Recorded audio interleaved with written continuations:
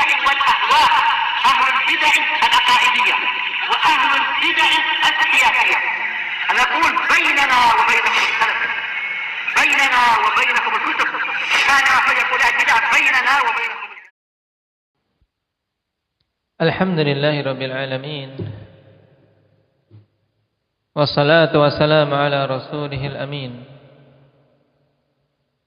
وعلى آله وأصحابه ومن تبعهم بإحسان إلى يوم الدين. أما بعد، ikhwanil kiram rahimani wa rahimakumullah. Pertemuan kemarin kita membahas kisah di awal pertama kali Rasul sallallahu alaihi wasallam tiba di Madinah, bahwasanya yang melihat pertama kali adalah seorang laki-laki dari kalangan Yahudi.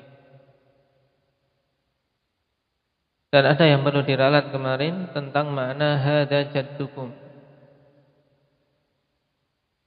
Si Yahudi menyeru dengan suaranya yang lantang, sekuat tenaga mengatakan, ya ma'asyiral Arab, hada jaddukum alladhi tantadirun. Dalam sebagian riwayat, ya Bani Qailah, maksudnya Aus dan Khazraj. Nisbah kepada kakek atau nenek moyang mereka, yaitu namanya Qailah. Sedangkan perkataan Yahudi ini hada jaddukum, maknanya hada hadzukum. Bukan jad bermakna kakek.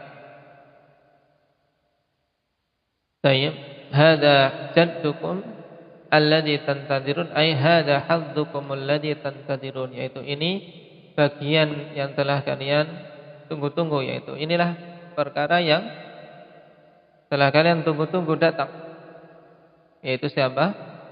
Rasulullah sallallahu alaihi wasallam. Sekarang kita lanjutkan, masih pada pembahasan sirah dan berhubungan dengan awal-awal hijrah Nabi sallallahu alaihi wasallam. Qala hafizahullahu ta'ala,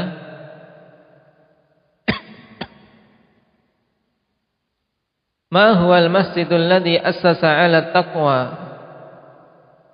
atau ma huwal masjidul ladzi ussisa 'ala taqwa min awwali yaum.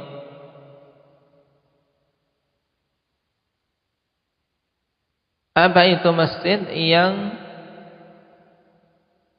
dibangun di atas ketakwaan di awal pertama kali?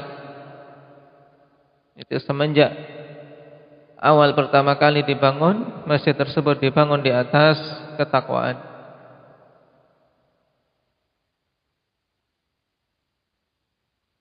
Karena Nabi sallallahu alaihi wasallam, ikhwani billah, di antara perkara pertama kali yang beliau usahakan adalah untuk terbangunnya masjid.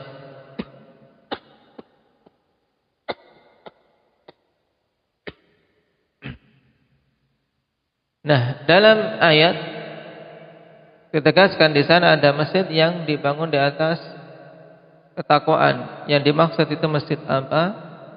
Wal jawab huwa masjidu Quba,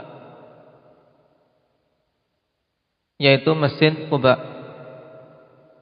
Fakadzalika masjidun Nabi sallallahu alaihi wasallam. Demikian pula masjid Nabi sallallahu alaihi wasallam yang sekarang dikenal dengan Masjid Nabawi.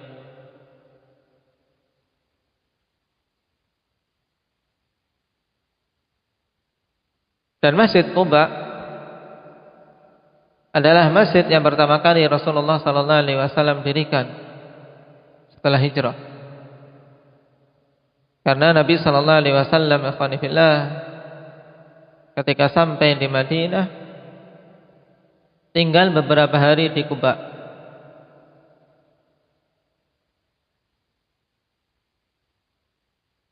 Dan Rasulullah sallallahu alaihi wasallam salat padanya. Kemudian beliau menaiki kendaraannya, yaitu apa? Namanya kendaraan Nabi sallallahu alaihi wasallam yang digunakan untuk hijrah. Indak Hudzaifah? Qaswa. Unta beliau yang bernama Qaswa.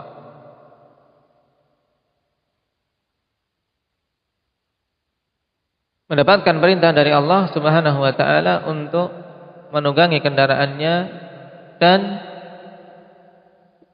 mendapati waktu salat Jum'ah di Bani Salim ibn Auf.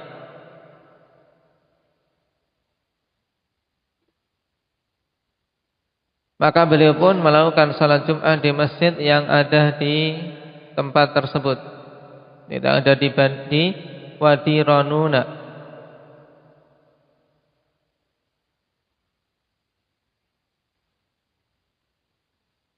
Ya, kemudian di situ dikenal dengan Masjid Jum'ah. Kenapa? Karena Jum'ah pertama kali yang Nabi sallallahu alaihi wasallam tegakkan di waktu setelah hijrah. Daerah Wadi Ranuna, yaitu Janub Gharbi Kuba. Berarti apa? Janub Gharbi. Janub mana Janub? Selatan bagian barat, berarti apa? Selatan barat daya. Ya. Nah, arah barat daya dari Kuba.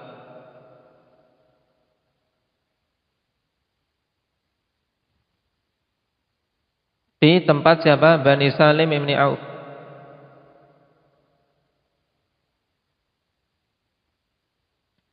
Dan setelah sholat sebenarnya warga di tempat tersebut ingin Nabi sallallahu alaihi wasallam tinggal sejenak, tapi ternyata unta beliau terus berjalan. Nah, tidaklah melewati dari rumah-rumah kaum Ansar kecuali mereka ingin agar unta atau agar Nabi sallallahu alaihi wasallam tersebut singgah. Nah, dan tidak mau berhenti sampai ketika telah tiba di tempat yang sekarang didirikan masjid. Yang sekarang didirikan Masjid Nabawi, disitulah baru unta tersebut mau apa? Mau berhenti dan kemudian mendomprok. Baik. Dan Nabi sallallahu alaihi wasallam tidak turun dari untanya sampai unta tersebut bangkit kembali, kemudian berjalan sebentar. Kemudian menoleh dan kembali ke tempat awal tadi. Maka turunlah Nabi sallallahu alaihi wasallam di situ. Dan di situ tempat apa? Tempat Bani Najjar. Dan Abu Ayyub pun membawa unta Nabi sallallahu alaihi wasallam menuju ke rumahnya. Karena Nabi sallallahu alaihi wasallam kemudian di awal pertama kali di situ singgah di rumah Abu Ayyub Al-Ansari radhiyallahu anhu. Nah, dari sini kita ketahui awal pembangunan Masjid Quba dan Masjid Nabawi. Baik. Bagaimana pemilihan tempat? Jadi yang memilih tempat, yaitu dengan taufik dari Allah Subhanahu wa taala, di mana Allah Subhanahu wa taala perintahkan kepada unta tadi untuk berjalan terus dan baru berhenti sampai di tempat yang telah ditetapkan untuk menjadi Masjid Nabawi. Adapun berhubungan dengan Masjid Quba, dalilnya adalah firman Allah Subhanahu wa taala, la taqum fihi abada. La masjidun ussisa 'ala taqwa min awwal yawmin ahaqqu an taquma fihi. Fihi rijalun yuhibbuna an yatatahharu wallahu yuhibbul mutahhirin. Berhubungan dengan larangan dari Allah Subhanahu wa taala, jangan engkau berdiri di masjid Dirar itu selama-lamanya. Karena orang-orang munafikin ketika Nabi sallallahu alaihi wasallam telah membangun masjid dan memakmurkannya dengan ketaatan dan ilmu, Maka orang-orang munafik ingin memecah persatuan kaum muslimin dengan mendirikan masjid lain. Dikarenakan niatan pembangunan masjid tersebut adalah untuk menimbulkan kemadaratan kepada kaum muslimin, maka masjid tersebut kemudian dinamakan dengan Masjid Dirar. Dan Nabi dilarang dalam ayat ini untuk salat di masjid tersebut, la taqum fihi abada. Sungguhnya masjid yang dibangun di atas ketakwaan di hari pertama kalinya itu lebih berhak untuk engkau berdiri padanya, melakukan salat padanya para lelaki yang mencintai untuk bersuci. Dan Allah Subhanahu wa taala itu zat yang menyukai orang-orang yang mau mensucikan dirinya. Ini juga pujian bagi ahlu Quba, di mana Allah Subhanahu wa taala katakan bahwasanya mereka itu adalah orang-orang yang mencintai kesucian. Qala wa qad thabata as-sana'u 'ala ahli Quba kama fi hadits Abi Hurairah radhiyallahu anhu an Nabi sallallahu alaihi wasallam. Dan telah sabit pujian untuk penduduk Quba, sebagaimana dalam hadits Abi Hurairah radhiyallahu anhu dari Nabi sallallahu alaihi wasallam.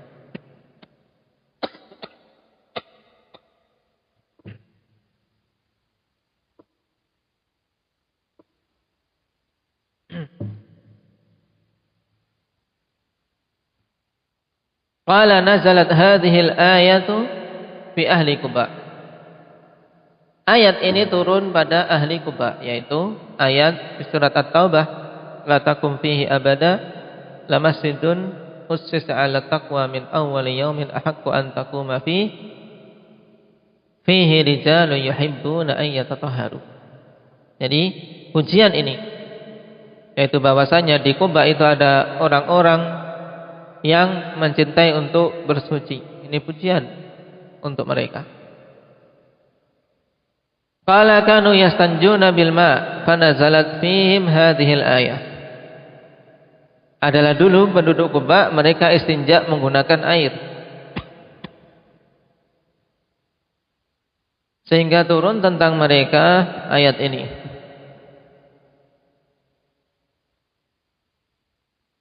Jadi selain pada hadis ini terdapat pujian untuk ahli Quba, juga terdapat pelajaran bagi kita sebab mereka dipuji, ya Pak.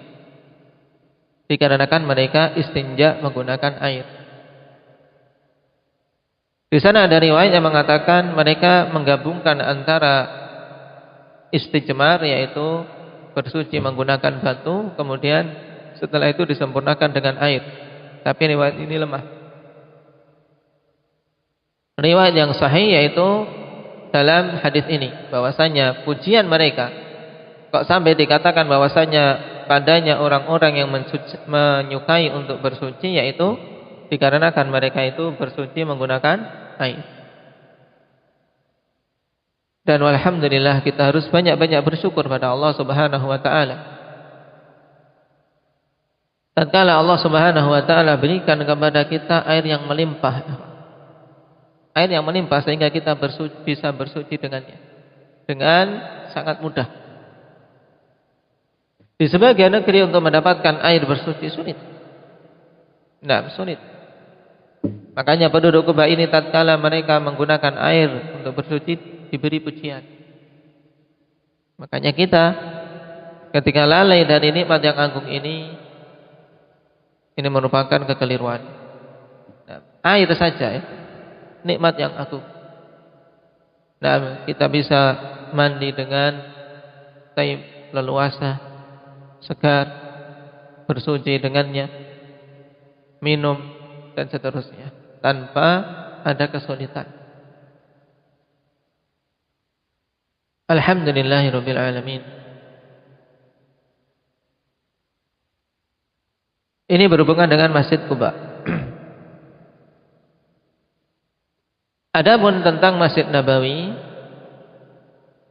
yang juga masuk dalam keumuman bahwasanya masjid itu dibangun di atas ketakwaan di hari pertama kalinya, Dalilnya adalah hadis Abi Sa'id Al-Khudri radhiyallahu anhu.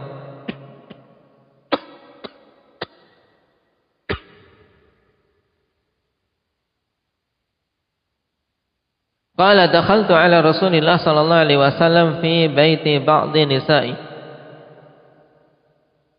Aku masuk menemui Rasul sallallahu alaihi wasallam di rumah sebagian istri-istri beliau.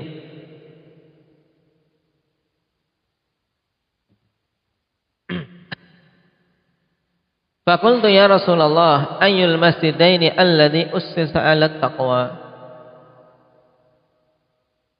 Maka Abu Sa'id bertanya, wahai Rasulullah, mana di antara dua masjid ini yang dibangun di atas ketakwaan? Qala fa akhadha kaffan min hasba fa daraba bihi al-ardha thumma qala huwa masjidukum hadha. Huwa masjidukum hadha li Masjidil Madinah. Maka Nabi Shallallahu Alaihi Wasallam kemudian mengambil segenggam pasir dan kemudian melemparkan ke tanah, kemudian mengatakan itu adalah masjid kalian ini, yaitu Masjid Madinah. Ini menunjukkan juga bahwasanya Masjid Madinah atau Masjid Nabawi itu juga masuk dalam ayat bahwasanya masjid tersebut masjid yang dibangun pertama kali di atas ketakwaan dan itu tidak ada keraguan padanya.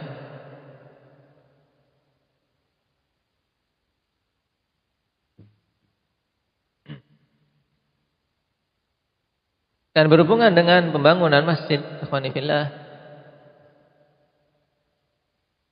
Rasulullah sallallahu alaihi wasallam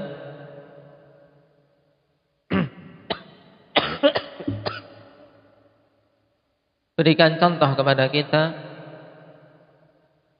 bagaimana hendaknya seorang ketika mau membangun masjid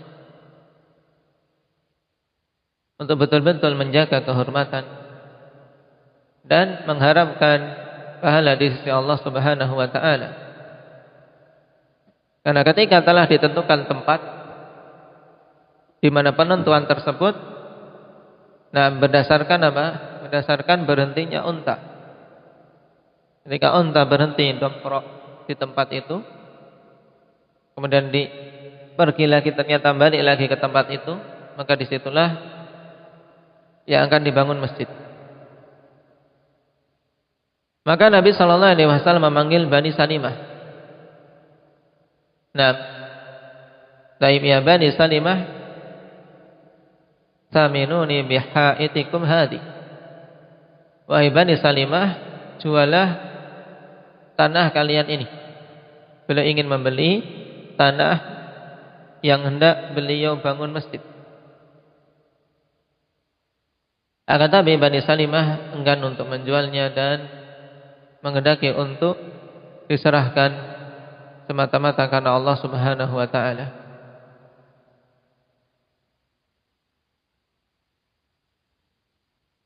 Sebagaimana dalam riwayat di Sahih Bukhari,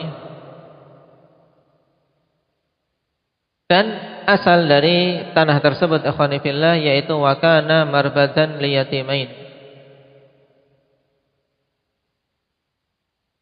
Marbad adalah tempat untuk mengeringkan kurma. Jadi asal muasal yang tempat yang dibangun masjid itu adalah marbad. Ya. Marbad itu apa tadi? Tempat penjemuran kurma yang dimiliki oleh dua anak yatim. Di sini juga ikhwani fillah hikmah. Allah ingin memuliakan kedua anak yatim tersebut di mana tanah mereka menjadi masjid yang mulia. Baik. Maka Nabi Shallallahu Alaihi Wasallam ingin memberi dari keduanya, tapi keduanya mengatakan la, bal nahabuhu laka ya Rasulullah. Bahkan kami menghibahkannya untukmu wahai Rasulullah. Maka Nabi Shallallahu Alaihi Wasallam pun membangun di atasnya masjid. Baik. Bersama dengan para sahabat ridwanullah alaihim.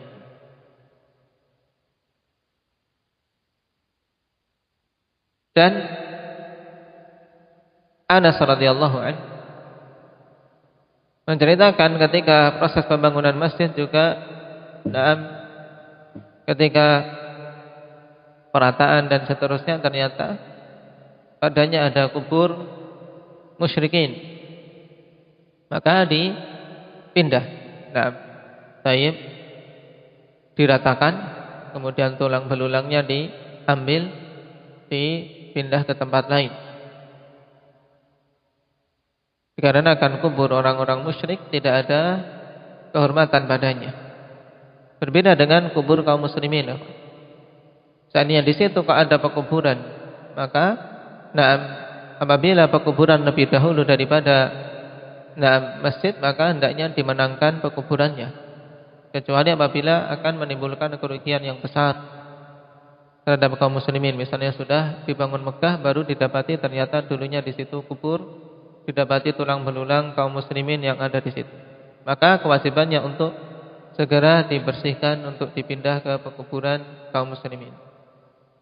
Tapi asalnya mana yang lebih dahulu, itulah yang hendaknya dimenangkan. Apalagi kalau itu adalah areal pekuburan yang luas misalnya. Ternyata kok ketika digali itu dulu areal pekuburan yang sudah merata, tidak boleh dibangun di situ. Tapi karena ini adalah kubur musyrik, maka tidak ada kehormatan padanya, dipindah. Baik. Dan kaum muslimin gotong royong dalam pembangunan tersebut, dan syiar mereka yang masyhur dalam hadis, Allahumma la khaira illa khairul akhirah wangsuril ansar wal muhajirah. Dalam sebagian riwayat Bukhari, Allahumma innal ajra ajrul akhirah farhamil ansar wal muhajirah. Ya Allah, sungguhnya pahala itu yang kami harapkan adalah pahala akhirat. Hendaknya juga yang diharap oleh setiap muslim. Apa saja yang dia lakukan, hendaknya pahala yang diharap adalah pahala akhirat. Jangan yang diharap adalah pahala duniawi yang ingin disegerakan, tapi harapkan pahala akhirat. Farhamil ansar wal muhajirah, rahmatilah kaum ansar dan kaum muhajirin.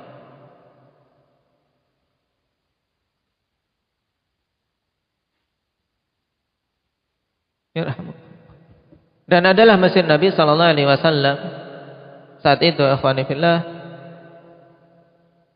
dibangun dengan labin, yaitu dengan batu bata. Wasaqfuhul jarid, dan sakafnya, apa itu sakaf? Indak ya Ahmad, atapnya. Taib, atapnya jadi al-jarid, yaitu pelepah pohon kurma.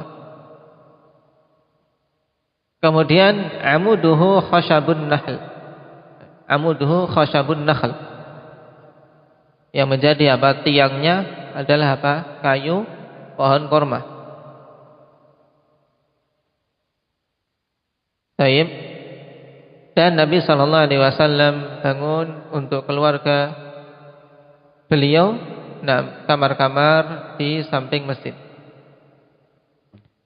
Yang insyaallah taala pada pertemuan yang akan datang kita akan bahas, mumpung sesuai untuk kita bahas di sini tentang apa? Masjid Nabi sallallahu alaihi wasallam, sehingga kita punya gambaran bagaimana dulu masjid beliau beserta apa? Rumah-rumah istri beliau dan beberapa sahabat yang ada di sekitarnya. Karena subhanallah, ketika tergambar ini ya kawan, beberapa hadis betul-betul tergambar bagaimana kisah itu terjadi. Dan saya ketika melihat kitab tersebut, masya Allah, karena yang mengarang memang imam dan khatib Masjid Nabawi, sehingga beliau betul-betul mempelajari sejarah pembangunan masjid dan bagaimana perkembangan dari awal pembangunan sampai kondisi sekarang. Juga kenapa kok sampai kubur Nabi sallallahu alaihi wasallam bisa masuk ke areal masjid. Yang saat itu tidak ada seorang sahabat pun yang melakukan hal tersebut, tapi setelah masa-masa itu. Adapun di masa sahabat tidak ada. Perluasan demi perluasan itu tidak pernah mengarah ke tempat yang di situ ada kubur Nabi sallallahu alaihi wasallam. Dan juga kita akan melihat bagaimana dulu rumah Nabi sallallahu alaihi wasallam. Mungkin dengan gambar insyaallah pada pertemuan yang akan datang. Karena sungguh rumah seperti rumah Aisyah. Rumah Aisyah juga dekatnya rumah Fatimah bersama Ali radhiyallahu anhu. Rumah yang sangat mutawadhi'. Dan kita harus banyak-banyak bersyukur pada Allah Subhanahu wa taala dengan kemudahan yang Allah berikan kepada kita. Dengan kemudahan yang Allah berikan kepada kita. Kontrakan kita ini sudah Masya Allah. Itu sudah Masya Allah dibandingkan dengan apa yang dulu Rasulullah sallallahu alaihi wasallam beserta para sahabat tinggal padanya. Tapi dari sisi barokah tidak ada bandingannya. Rumah-rumah mereka rumah-rumah yang mubarak, ditegakkan padanya salat, ditegakkan padanya ketaatan, dan jauh dari kemaksiatan-kemaksiatan. Tapi ini sekilas. Adapun tentang keadaan masjid itu insyaallah kita ambil pada pertemuan yang akan datang. Walhamdulillahirabbil alamin.